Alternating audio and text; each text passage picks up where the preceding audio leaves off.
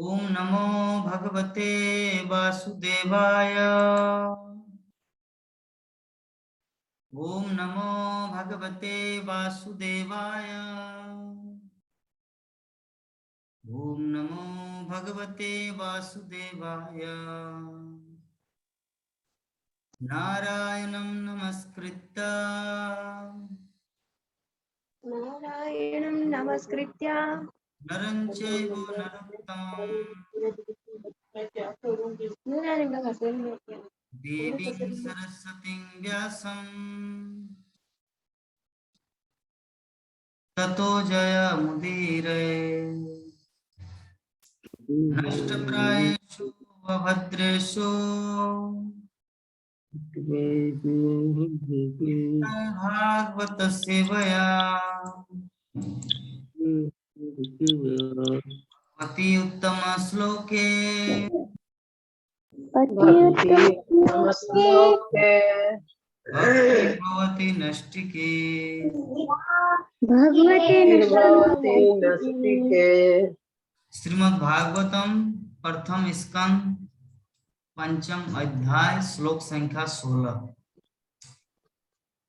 विचक्षणश्चार्हति वेदितुं विभो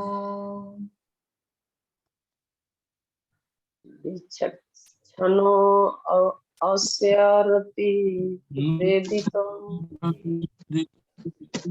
अनंत पारस्य निवृत्तितः सुखम् अनंत पारस्य निवृत्तितः सुखम् प्रवर्तमानस्य गुणैरात्मना प्रवर्तमानस्य गुणेन अनन्तमन् ततो भवान् दर्शय चेष्टितं विभो।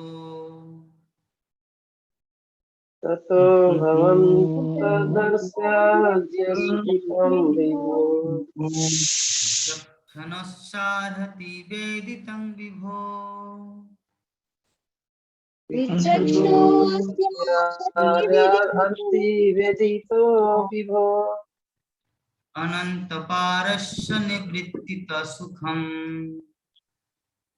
अनन्तपारस्य निगृहीतः सुखम् प्रवर्तमानस्य गुणैरनात्मना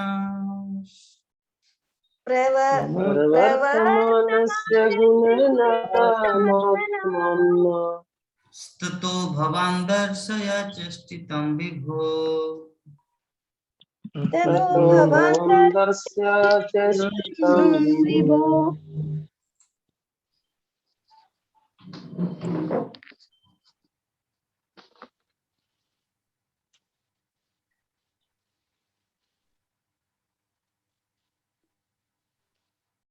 क्या हुआ विश्वनाथ प्रभु, इतना देर लग रहा है?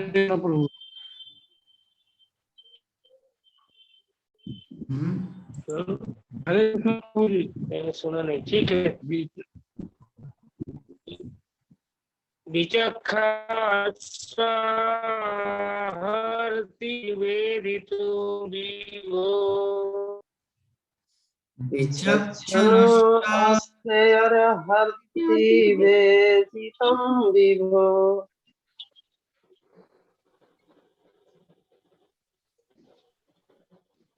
अनन्तपारस्य अनन्तपारस्य निवृत्तितः सुखम् प्रवर्तमानस्य गुणैरात्मना प्रवर्तमानस्य गुणेन आत्मनो ततो भवान् दर्शय चेष्टितं विभो। ततो भवान् दर्शयत्यस्तितं विभो नेक्स्ट। हरे कृष्ण। विचक्षणो अस्यार्हति वेदितुं विभो विष्णु अस्यार्हति वेदितुं विभो अनन्तपारस्य निवृत्तितः सुखम् अनंत पराशय निवृत्तितं सुखम् वर्तमानस्य गुणैरनात्मा परवर्तमानस्य गुणैरात्मम्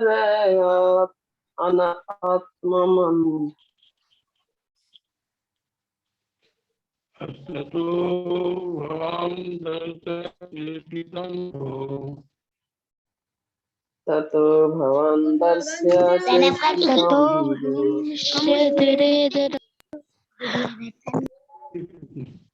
हरे कृष्णा।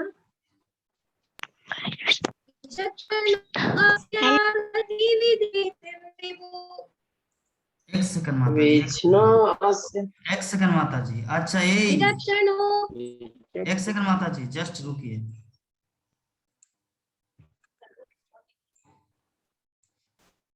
हरे कृष्णा। विचक्षणो अस्यार्हति विदेति विचक्षणास्यार्हति विद्युतं विभो अनन्तपारस्य निवृत्तिता सुखम् अनन्तपारस्य निवृत्तितः सुखम् प्रवर्तमानस्य गुणैरनात्मना प्रवर्तमानस्य गुणेन आत्मनम् ततो भवान् दर्श्य चेष्टितं विभो ततो ततो भवान् दर्श्य चेष्टितं विभो विच्छन्नो अस्य यारहितो वेदितं विभो विचक्षणा अस्य अर्हितं विदेति विभो अनन्तपारस्य निर्वर्तितः सुखम् अनन्तपारस्य निवृत्तिता प्रवर्तमानस्य गुणरयानन्तमन् प्रवर्तमानस्य गुणेनात्मना ततः भवान् दर्श्य चेष्टितं विभो ततो भवान् दर्शया चेष्टितं विभो। आज बहुत सुंदर श्लोक उच्चारण हुआ, सभी एकदम परफेक्टली उच्चारण किए। जैसे मैं सिखाया वैसे ही आज एज इट इज सभी उच्चारण किए। बहुत सुंदर, ऐसे ही करना है, याद रखना है। चलिए अनुवाद और तात्पर्य पढ़िए माता।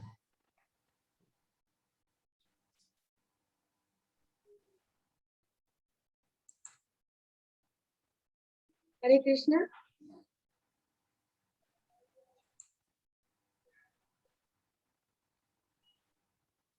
अभी तक नहीं आया क्या स्क्रीन में?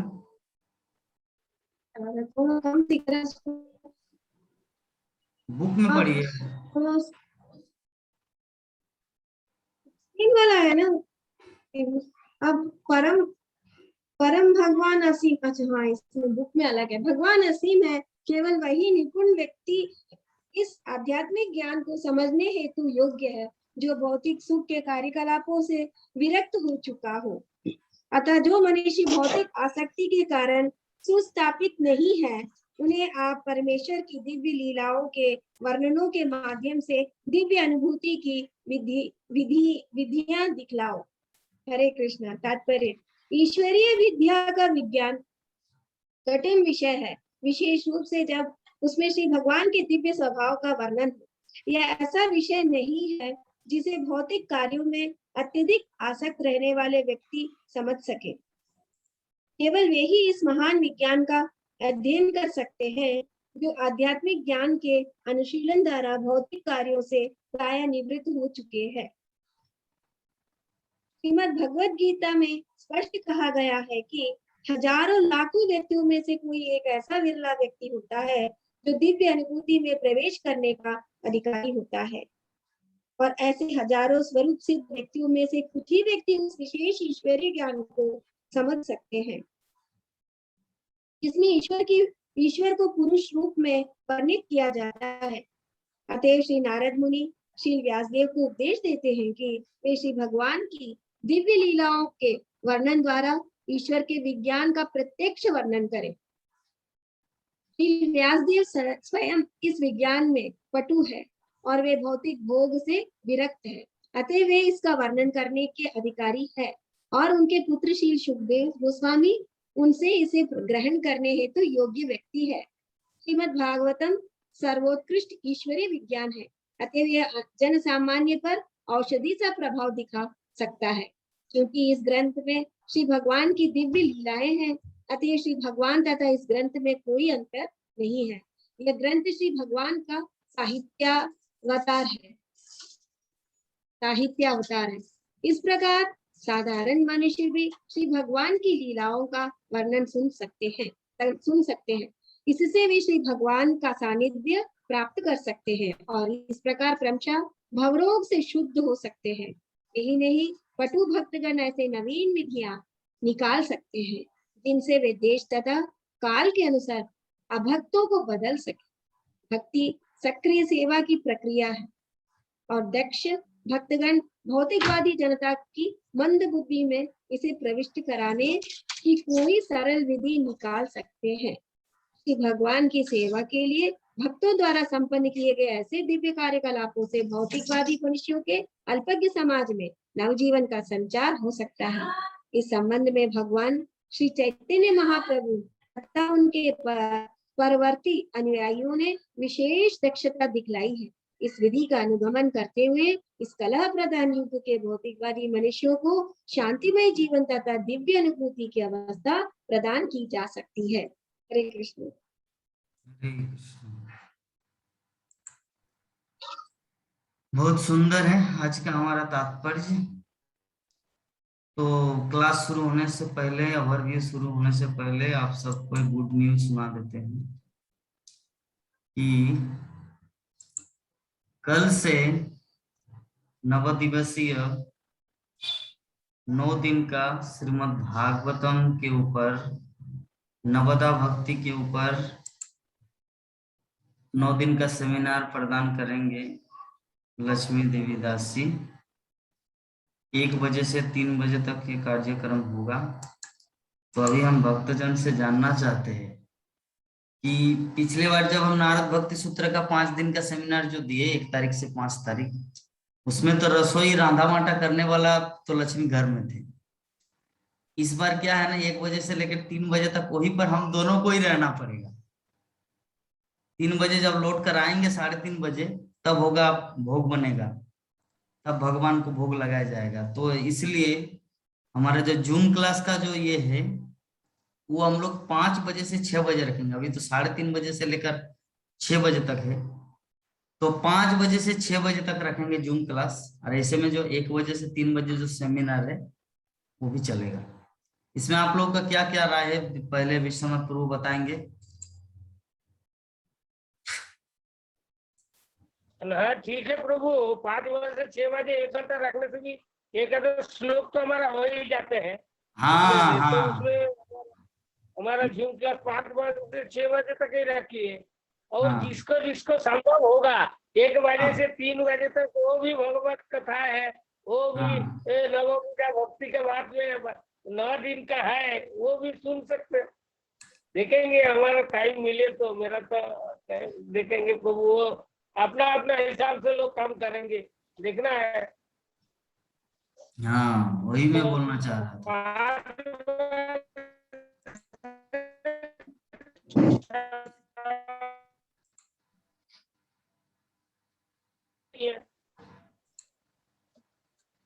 हम्म। 2 तारीख से ये 1 तारीख से ही शुरू होगा ना। हाँ, ये देखिए, ठीक है, देखेंगे। हाँ हाँ भक्ति एवं 9 आचार्यों के बारे में सेमिनार हिंदी 1 अक्टूबर से लेकर 9 अक्टूबर तक, समय 3 बजे तक से लेकर 3 बजे तक। YouTube and Facebook live channel ISKCON Mahpur Hindi, जिसमें हमारा क्लास होता है। इसमें मैं सेमिनार दिया था पिछले महीना। हाँ, स्पीकर लक्ष्मी। नवधा भक्ति एंड न आचार्य। हाँ, नवाचार्य का अर्थ है कि श्रवण में परीक्षित महाराज, है ना, कीर्तन में सुखदेव गोस्वामी, स्मरण में प्रहलाद महाराज। तो जो श्रवण के बारे में, श्रवण क्या है उसके बारे में व्याख्या किया जाएगा। उसके बाद परीक्षित महाराज के ऊपर डिस्कस किया जाएगा, और कली युग में जो आचार्य है श्रवण के ऊपर। तो इस तरह बहुत ही विख्यात सेमिनार कल से शुरू होगा। तो इसीलिए सभी भक्तों से आगाह है कि ज्वाइन करना है, और गीता माता जी तो एकदम करना ही है। चलिए, विश्वनाथ प्रभु जी से हम लोग राय लिए, बाबी गीता माता जी का क्या कहना है? बिल्कुल सही किए, हम वो भी सुनेंगे, ये भी सुनेंगे। हाँ ठीक है। 1 बजे से 3 बजे वाला भी सुनेंगे, और 5 से 6 में भी अटेंड करेंगे। हाँ ठीक है। आप लोगों का कोई बोरिंग फील तो नहीं होगा ना कि डबल डबल हो रहा है ऐसा नहीं, कुछ? बिल्कुल नहीं, हमारे तो नहीं। ठीक है, चलिए। नंद किशोर माता जी,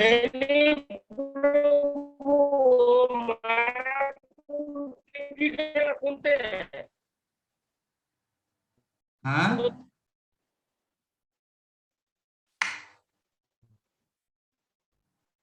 आवाज क्लियर नहीं आ रहा प्रभु जी, एक बार बताइए तो।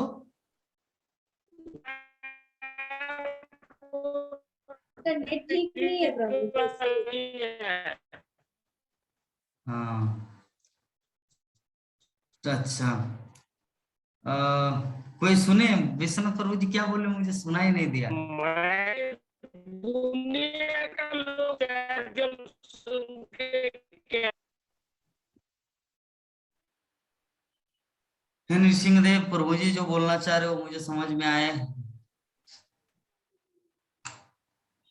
और उनका नेटवर्क ही ठीक नहीं है। प्राणमोहन प्रभु जी क्या कहना है आपका इस विषय में?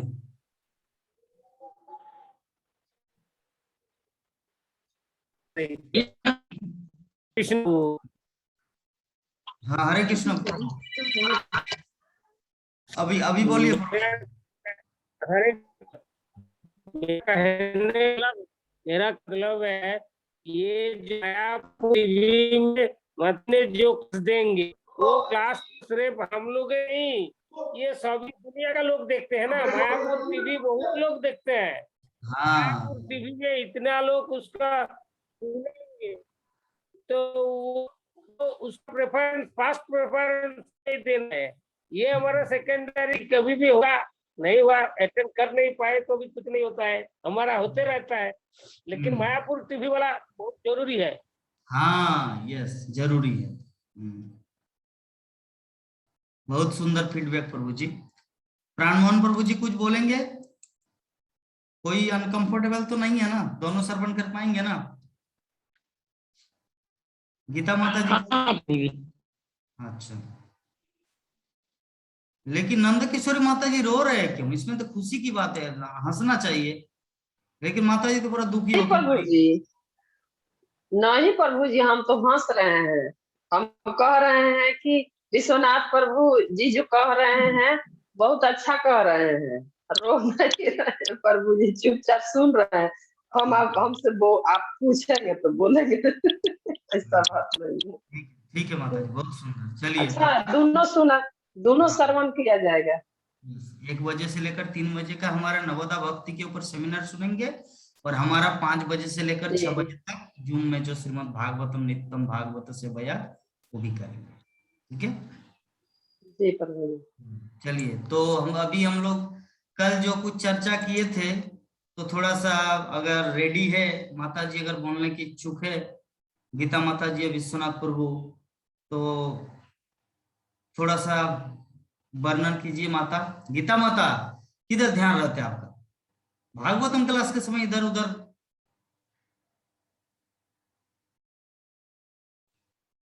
आवाज नहीं आ रहा कुछ, बच्चे को बच्चे की तरह रहने दो। वो जब आता है ना 4:30 बजे, तो मेरे पास हल्ला करके जाता है। ठीक है, बोलिए। कल की क्लास का कुछ ओवरव्यू बताइए, संभव है बोलना? हरे कृष्णा। श्री व्यासदेव जो है, जो वैदिक साहित्य के समस्त जो वर्णनों के संपादक है, इसलिए अनेक प्रकार के दिव्य अनुभूति का वर्णन उनको हुआ था। जैसे आपने हमको बताया था, जैसे हम संस्कृत को मेन सब्जेक्ट में नहीं रखा गया था, English, Hindi, science, social science, इसको उन लोग मेन में रखे, जिसकी वजह से लोगों को जो संस्कृत जो मेन होना चाहिए था उसको किनारे कर दिए। अब जो किनारे रखना था उसको बीच में, मतलब इसमें रख दिए। तो जिसकी वजह से हमारे भारतीय लोग हैं, उन लोगों को संस्कृत में ज्यादा ज्ञान नहीं है। संस्कृत में ज्ञान अगर रहता तो ज्यादा से ज्यादा लोग मतलब भागवतम पढ़ने के लिए उत्सुक भी रहते हैं, उनको समझ में भी आता। और बोले थे देवी देवता लोग व्यास देव के पास गए थे अमृत लेके उनको भागवतम सुनने के लिए। सुखदेव गोस्वामी के पास गए थे। सुखदेव, व्यासदेव जी नहीं थे क्या? सुखदेव गोस्वामी उनका बेटा, व्यासदेव का लड़का। अच्छा, व्यासदेव जी का बेटा, हाँ गए थे। तो बोले कि नहीं, हम नहीं पढ़ा सकते, क्योंकि वो अमृत लेके आके क्या स्वर्ग में बोल रहे, स्वर्ग में जाके सुनाना है, ऐसा था उनका कंडीशन। तो मना कर दिए थे। बोले हमारे पास जैसे बच्चे लोग स्कूल में बैठते हैं, नीचे टीचर ऊपर बैठती है, उस प्रकार से पढ़ाएंगे। अब एक एग्जाम्पल दिए थे, एक प्राइम मिनिस्टर का बेटा या चीफ मिनिस्टर का बेटा हो, अगर वो आके बोलेगा कि हमारे बच्चे को तुम्हारे साथ कुर्सी में बिठाएंगे, तो क्या बिठा पाएंगे? नहीं बिठा पाएंगे। अगर तुम्हारे बच्चे को पढ़ना है तो नीचे बैठ के पढ़ो, ये है सिद्धांत पर शिष्य परंपरा का। तो उस प्रकार सा वो था। और क्या है, भागवतम जो है हमको अच्छे से पढ़ना, भागवतम हर काम को छोड़ के कृष्ण भक्ति में लगना है। व्यासदेव जी को नारद मुनि ने डांटा। क्यों डांटा था? कि आपने गलती की है। वो गलती क्या किए हैं? उन्हें क्या है, भगवान की महिमा को कम करते हुए बाकी सब चीजों में ये किए। जैसे देवी पूजा, उसमें मांस, बकरे को काटना, बकरे को काटने से क्या है, लोग क्या वेद में लिखा है, तो लोग उसका आधार लेकर के मांस वगैरह खाने लग गए हैं। तो उसको बंद करने के लिए भगवान बुद्ध के रूप में आकर के वेद में लिखा चीज को गलत है करके स्थापित, मतलब गलती बताया, वैसा नहीं होना चाहिए। और भगवान की आराधना हर समय करना चाहिए, भगवान श्री कृष्ण का ही आराधना हर समय करना चाहिए। जैसे वृक्ष में पूर्ण वृक्ष का मूल क्या है? जैसे हमारे शरीर का उधर जो है ये है, जैसे वृक्ष में पानी डालेंगे, इसमें जड़ में, तो उस पूरे वृक्ष को स्वस्थ रखता है। इसी प्रकार हमारे पेट में अन्न डालेंगे तो हमारे पूरे शरीर अन्न में रहता है। और पेट भरने से क्या होता है, शरीर के सभी पार्ट्स जो है वो स्वस्थ रहता है। इसलिए श्री व्यासदेव को चाहिए था कि श्रीमद् भागवत जो है, भागवतम का जो ये लिखा है, अन्य किसी पुराण जैसे वेद हो गया, पुराण हो गया, उसमें जो लिखे है उसको ना करके सिर्फ एक ही लिखना था, वो है भागवतम, जिससे सब लोगों को, किसी को कोई चीज का ये नहीं रहता। मतलब लोगों को भौतिकवादी में ऐसा होता है कि लोग गलत चीज में जल्दी जाते हैं, अच्छी चीज में कम आते हैं। तो जो मांस भक्षण करने लोग हैं, उन लोग उसका आधार लगाते हुए उन लोग अपना ये सब करने लगे। जबकि हमारे इस्कॉन में क्या बताया, चार चीज नहीं, बिल्कुल प्रतिबंध है। No tea, no illicit sex, no शराब नहीं पीना, जुआ नहीं खेलना, ये सब चीज बिल्कुल बंद है। लेकिन कई संस्था में ऐसा है कि तुम बीड़ी पी सकते हो, ऐसा सब दिया गया है। लेकिन हमारा जो ये है बिल्कुल परफेक्ट है। हम जो करते हैं वही, हम जो पढ़ाते हैं वही हम भी करते हैं। उच्चारण, आप क्या बोले थे? उच्चारण और आचरण। हाँ, ये है हमारे इसमें। हरे कृष्ण। भगवान का नाम ज्यादा से ज्यादा लेना है, भागवतम का अध्ययन करना है। हरे कृष्ण। हरे कृष्ण। बहुत सुंदर माता जी। तो हम लोग समझ गए कि व्यासदेव को नारद मुनि एक एक करके समझा रहे, स्टेप बाय स्टेप समझा रहे, और अंत में जब व्यासदेव पूरी तरह से समझ जाएंगे तो भागवतम को लिखेंगे। तो आज जो व्यासदेव क्या बोलना चाह रहे वो है आज का हमारा श्लोक कि भगवान असीम है। भगवान क्या है? असीम। असीम मतलब कोई लिमिट नहीं। हमारा एक लिमिट है। क्या लिमिट है? हम लोग 3.5 फुट है या 5 फुट है, हमारा इनकम इतना है, हम लोग यहाँ पे रहते हैं, हम लोग हर जगह नहीं रह सकते, हम लोग सर्वव्यापी नहीं है, हमारा एक लिमिट है। लेकिन भगवान यहाँ भी है, वहां भी है, उधर भी है, इधर भी है। इतो नृसिंहा परतो नरसिंहा यत यत जामि ततो नृसिंह। भगवान हर जगह है। तो भगवान क्या है? नारद मुनि बता रहे भगवान असीम है। केवल वही निपुण व्यक्ति आध्यात्मिक ज्ञान को समझने के लिए योग्य है जो भौतिक सुख के कार्यकलापों से विरक्त हो चुका है। भागवतम का ज्ञान, भगवत भक्ति का ज्ञान कौन व्यक्ति प्राप्त कर सकता है? बोल के तो भौतिक सुख से विरक्त हो चुका है। भौतिक सुख क्या है? भौतिक सुख मीन्स मैं अभी युवक हूं, मुझे एक युवती चाहिए, मैं अभी बूढ़ा हूं, मुझे एक नाती चाहिए, मैं अभी बच्चा हूं, मुझे अपना दोस्त चाहिए। ये जो इंद्रिय तृप्ति, अगर ये सुख से जब तक व्यक्ति मतलब ऊपर नहीं उठ जाते तब तक वो भागवतम को अपने जीवन में ढाल नहीं सकते। अधिकारी। हाँ।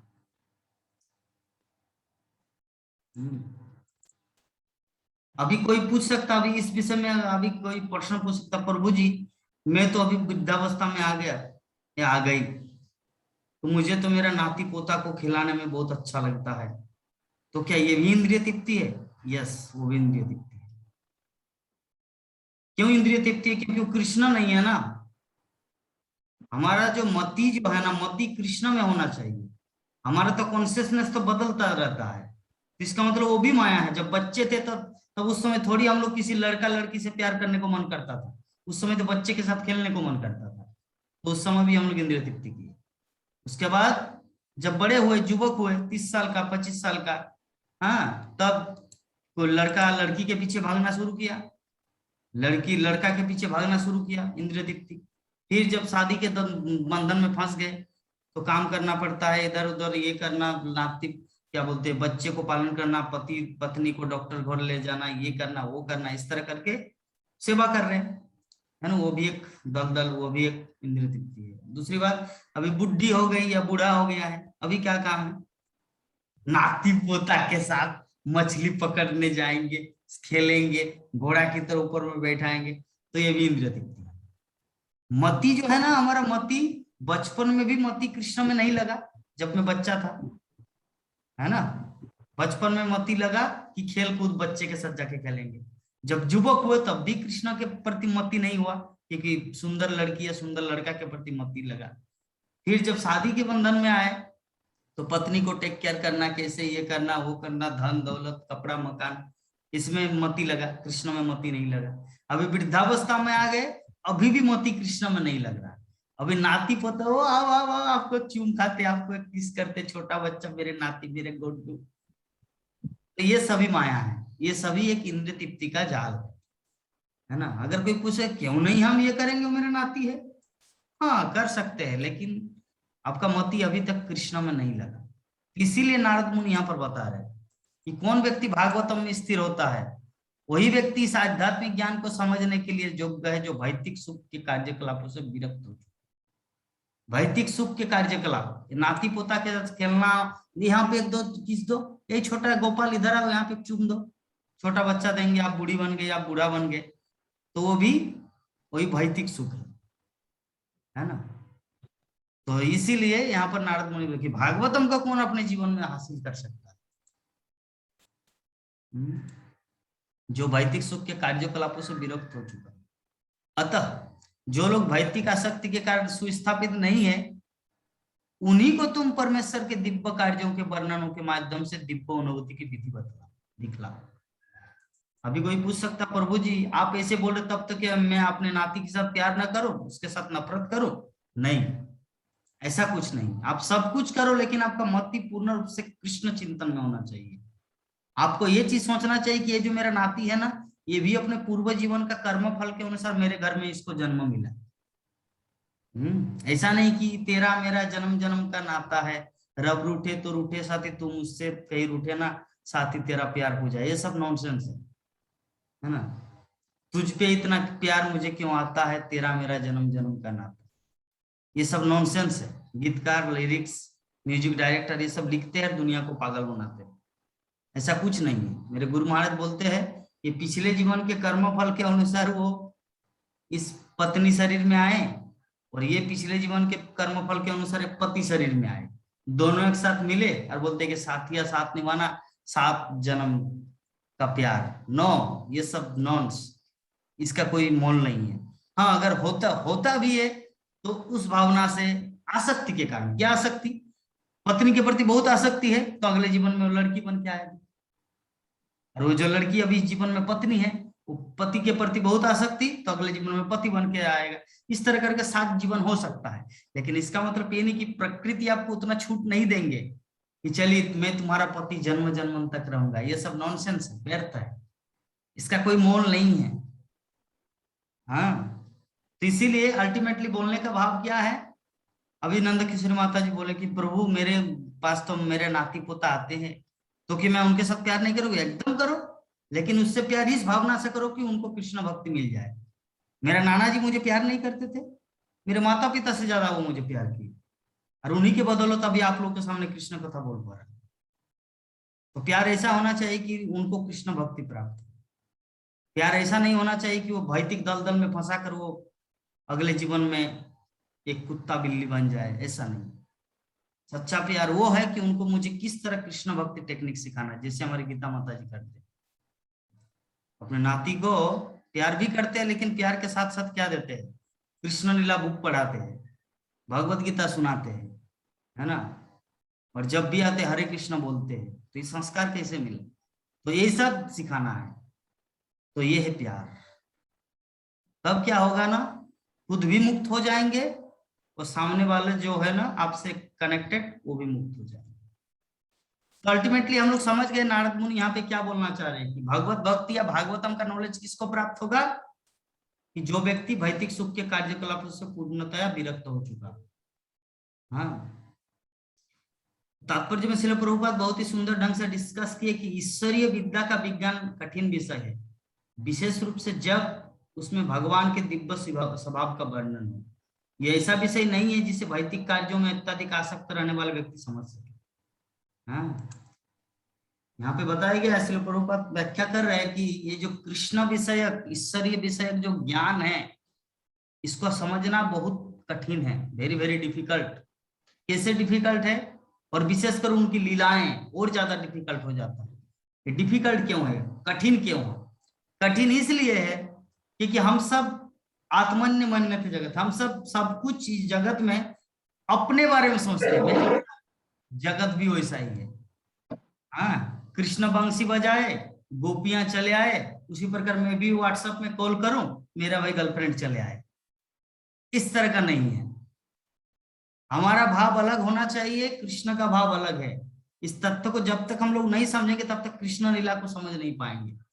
हम लोग अगर साधारणतः अगर कृष्ण को साधारण मर्द प्राणी की तरह सोचे कि गर्लफ्रेंड बॉयफ्रेंड जैसा, तब हम लोग बहुत भारी भूल करेंगे। इसीलिए श्रील प्रभुपाद यहाँ पे बता रहे हैं कि ऐसे में तो कृष्ण विज्ञान बहुत कठिन विषय है, और विशेष रूप से जब उसमें भगवान के दिव्य स्वभाव का वर्णन हो, इसमें और ज्यादा डिफिकल्ट है। दिव्य स्वभाव, ये जो बंसी बजा के गोपियों को बुलाना, रासलीला करना, ये भगवान का दिव्य स्वभाव है। हम लोग सोचते हैं कि ये हम भी स्वभाव है, मैं भी किसी के साथ थोड़ा आलिंगन कर लेता हूँ, उनको थोड़ा प्यार मोहब्बत कर लेता हूँ। नहीं, कंपेयर किया ही नहीं जा सकता, कोई कंपेयर नहीं होगा, एकदम कंपेयर नहीं हो सकता। कृष्ण पूर्णतया हमारे क्या बताए, उदाहरण के रूप में क्या उदाहरण देंगे? एक मेढक और स्वर्ग की अप्सरा। हाँ, एक मेढक का सुंदरता कैसे और स्वर्ग की अप्सरा कैसे होती है ना। तो हमारा जो किसी की जो हमारी जो नजरिया है, किसी को चाहना, किसी से मतलब प्यार करना, वो सब क्या है? एकदम मेढक का नजर मान लीजिए। और भगवान का दिव्य है, स्वर्ग का अप्सरा भी कम पड़ जाता है। मैं जस्ट एग्जांपल दे रहा हूँ, चीज को समझना है। मैं कोई स्वर्ग का अप्सरा ये वाला बात नहीं बोलना चाह रहा हूँ, आप लोग चीज को समझिए। और एक दूसरा उदाहरण दे रहे तब पता चलेगा। हलवा और मल, हमारा जो प्रेम जिसको हम लोग प्रेम बोलते हैं ना, उसको मल के साथ तुलना कीजिए, स्टूल के साथ। और कृष्ण का प्रेम जो है ना, हलवा, हलवा सूजी का हलवा, अमृतमय भोग प्रसाद। तो कृष्ण का प्रेम निर्मल भास्कर है, चैतन्य चरितामृत में वर्णन है। और हमारा प्रेम है, हमारा काम क्या है, अंधकार। ठीक है। तो केवल वही इस महान विज्ञान का अध्ययन कर सकते हैं जो आध्यात्मिक ज्ञान के अनुशीलन द्वारा भौतिक कार्यों से प्राय निवृत्त हो चुके हैं। प्राय निवृत्त हो चुके, इसका अर्थ क्या है? प्राय निवृत्त हो चुके अर्थात इसका उदाहरण हमारे भक्तों में से ही कुछ का उदाहरण दिया जा सकता है। विश्वनाथ प्रभु का दिया जा सकता है, प्राण मोहन प्रभु जी का दिया जा सकता है, नंद किशोरी माता जी का दिया जा सकता है, राकेश कुमार राय प्रभु जी का दिया जा सकता है, गीता माता जी का, सबका। क्योंकि निवृत्ति थोड़ा बहुत है। निवृत्ति जब तक, निवृत्ति मतलब रिटायरमेंट, किस चीज के लिए? भौतिक कार्यकलाप से। क्योंकि जब तक थोड़ा सा भौतिक कार्यकलाप से हम लोग रिटायर्ड नहीं हो जाते तब तक भक्ति में हम लोग योगदान नहीं कर पाते। उदाहरण स्वरूप हमारे विश्वनाथ प्रभु जी का काम खत्म होता है 4 साढ़े 4 बजे, लेबर लोगों का वहां पे काम चलता है, लेकिन प्रभु जी आ जाते 4 बजे ही। उधर काम चल रहा है लेकिन फिर भी आ जाते भागवतम को सुनने के। क्यों? प्राय निवृत्त शब्द आया। अगर उसमें पूरी तरह अटैच होते तब यहाँ पे इसको प्राप्त नहीं कर पाते, और इसको अगर प्राप्त कर, अगर उनको पूरी तरह इग्नोर करते तब तो पूर्ण निवृत्त कहा जाता। तो इसे पूर्ण निवृत्त नहीं कहा जा सकता, ये प्राय निवृत्त है। भौतिक कार्यों से प्राय निवृत्त जो व्यक्ति हो चुके हैं वही इस महान विज्ञान अर्थात श्रीमद् भागवतम का अध्ययन कर सकते हैं या समझ सकते हैं। तो भगवत गीता में स्पष्ट कहा गया है कि हजारों लाखों व्यक्तियों में से कोई एक व्यक्ति ऐसा होता है जो दिव्य अनुभूति में प्रवेश करने का अधिकारी होता है। हजारों लाखों में। जो हम लोग अभी जो जूम क्लास में जुड़े, कितने लोग हैं? 6-7 भक्त हैं हम लोग, है ना। तो भगवान श्री कृष्ण क्या बोले? लक्ष्मी जब पूछे, लक्ष्मी जब विष्णु को पूछे कि हर कोई व्यक्ति प्रहलाद की तरह नहीं क्यों बन जा रहे, तो विश्वनाथ प्रभु जवाब क्या था? भगवान विष्णु का जवाब क्या था? बोले कि हर कोई प्रहलाद क्यों नहीं बन रहा है। तो भगवान ने क्या उत्तर दिया?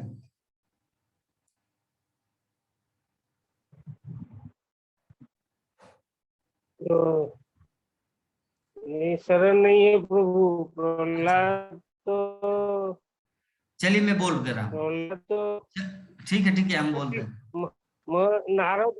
नारद मुनि का उस मातृगर्भ से उसने भगवत तत्व का ज्ञान मिल रहा था उसको, तो क्या उत्तर दिया था? ये शरण नहीं है वो सब। ठीक है मैं बता रहा हूँ। ठीक है, एक्चुअली बोले कि हर कुंदन मतलब कोयला जो है ना, हर कोयला हीरा नहीं बनता। और सीप में जो मोती, मतलब हर स्वाति नक्षत्र में जो नाव में पानी गिरता है बूंद, तो हर बूंद मोती नहीं बनते। और दूसरी बात, हर कोई चंद्रमा नहीं बनता और हर कोई सूर्य नहीं बनता, बल्कि एक सूर्य को चमकाने, मतलब एक चांद को, चंद्रमा को चमकाने के लिए मुझे अनेक तारा को बनाना पड़ता है, तब वो चमकता है चांद के रूप में। उसी प्रकार एक प्रहलाद को इतिहास रचने के लिए मुझे लाखों करोड़ों व्यक्तियों को जन्म देना पड़ता है, तब प्रहलाद महाराज होते विख्यात। तो उसी प्रकार हम लोग सोच सकते कि हमारे जूम ग्रुप में श्रीमद् भागवतम में दुनिया में तो लाखों करोड़ों जीव है, भागवत कथा सुनने के लिए क्यों नहीं आ रहे? क्योंकि हम सब जो है ना उस चंद्रमा के समान है, और बाकी दुनिया के लोग तारे के रूप में, जुगनू की तरह। जो भागवतम की शरण लिए है वो चंद्रमा के समान है, और बाकी जगत के लोग तारा है। और तारा का मूल्य क्या है? करोड़ों है, लाखों है, लेकिन भगवान उसी को याद करते हैं। भगवान के डायरी में उसी का नाम है जो भागवतम की शरण में लिए, मतलब जो भागवतम की शरण में आए, है ना। जैसे हम लोग सोचते हैं ना कि तारा